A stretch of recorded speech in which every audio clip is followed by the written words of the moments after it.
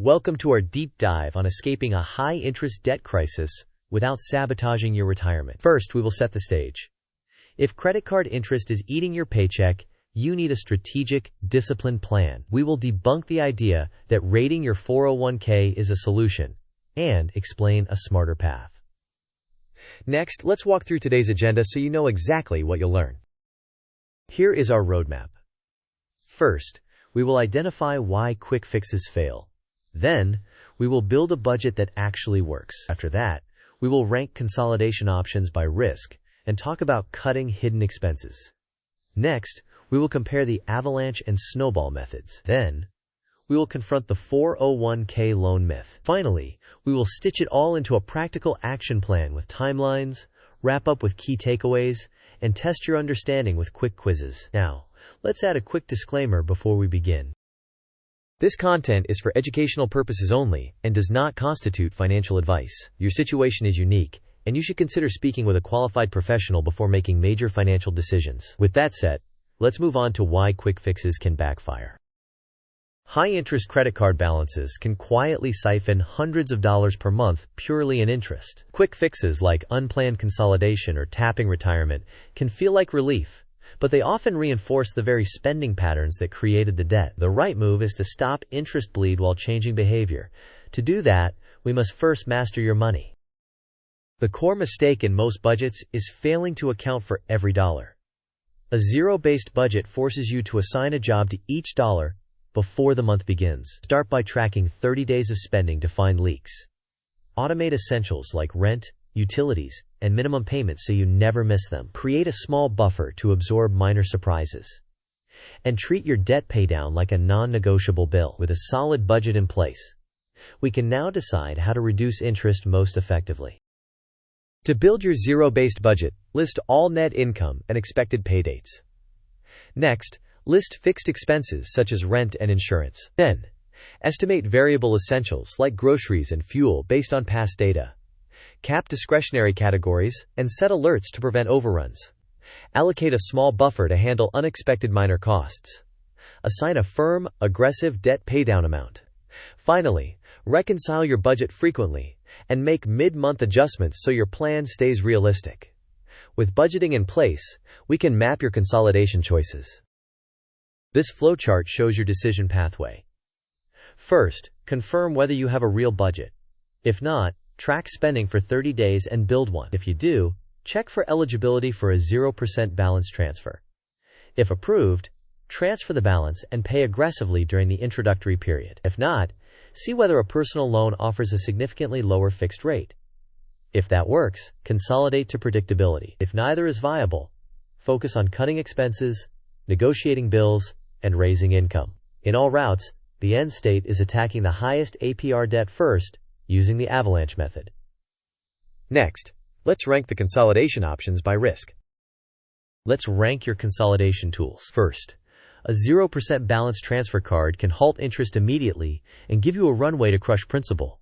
But you must factor transfer fees and plan to finish before the intro APR expires. Second, a personal loan can reduce your rate and provide certainty through fixed payments.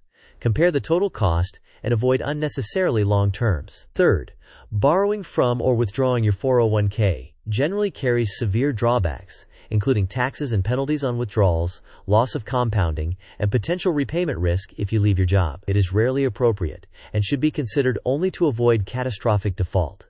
To check your understanding, let's try a short quiz. Quiz time. Which option is usually the first and best way to stop interest immediately on high APR credit card debt? Option A is personal loan. Option B is 0% APR balance transfer. Option C is a 401k loan. Option D is a payday loan. You may pause the video now to think about the answer. We will discuss the answer in the next section of the video. The correct answer is the 0% APR balance transfer. When used properly, it stops interest immediately and allows you to pay down principal faster during the promotional window. Now let's shift to freeing up cash flow by slashing hidden expenses. Hidden fixed costs quietly drain your budget. Start by shopping car insurance, as rate spreads can be massive. Call your internet, phone, or cable providers to negotiate a lower rate or switch plans. Cancel unused subscriptions, and consider pausing ones you use sparingly. Meal planning and batch cooking reduce grocery waste and impulse buys. Energy-efficient habits bring utility bills down. Crucially, reroute every dollar saved directly to the highest APR debt so your progress compounds. Now, let's visualize a budget that prioritizes debt paydown. This pie chart demonstrates a debt-focused budget. Essentials take about half of income, while debt paydown is aggressively set to roughly 30%. A modest 10% goes to savings or a buffer to prevent setbacks, and the remaining 10% is discretionary. Percentages can be adjusted, but the key idea is to give debt paydown a prominent share. Next, we'll compare avalanche and snowball payoff methods. Avalanche targets the debt with the highest interest rate first, producing the lowest total interest cost and the fastest mathematical payoff. It demands discipline because the first account tackled might not close quickly. Snowball, in contrast, aims for the smallest balance first, providing quick psychological wins that can help maintain motivation. However, snowball generally incurs more interest over time. Choose avalanche to minimize cost, or snowball if you need immediate momentum. Let's check your understanding with another quiz. Second quiz. What is the main advantage of the avalanche method over the snowball method? Option A says it produces faster emotional wins. Option B says it minimizes total interest paid. Option C says it uses longer payoff terms. And option D says it ignores interest rates. You may pause the video now to think about the answer. We will discuss the answer in the next section of the video. The correct answer is that the avalanche method minimizes total interest paid by attacking the highest APR debt first. Now that we understand methods, let's look at a sample snapshot of how a payoff plan might be structured. This table shows a hypothetical structure. Card A has the highest APR and thus gets the largest targeted payment after minimums, consistent with avalanche. Card B receives its minimum plus a modest extra. A personal loan, if used to consolidate some balances at a lower fixed rate, would have a predictable payment. The total target payment is set by your budget and should be sustained monthly. With figures in place, let's plot a timeline to keep you on track. This Gantt timeline lays out the first 24 months. You spend the first weeks establishing your budget and setting up any balance transfer. The attack phase runs most of the year, with aggressive payments and a concentrated effort to reduce fixed costs. Mid-year, you reassess and rebalance based on progress.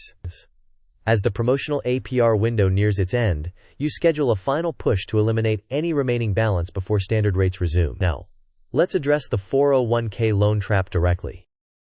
Borrowing from or withdrawing retirement funds may appear to solve the immediate problem, but it attacks the symptom, not the cause.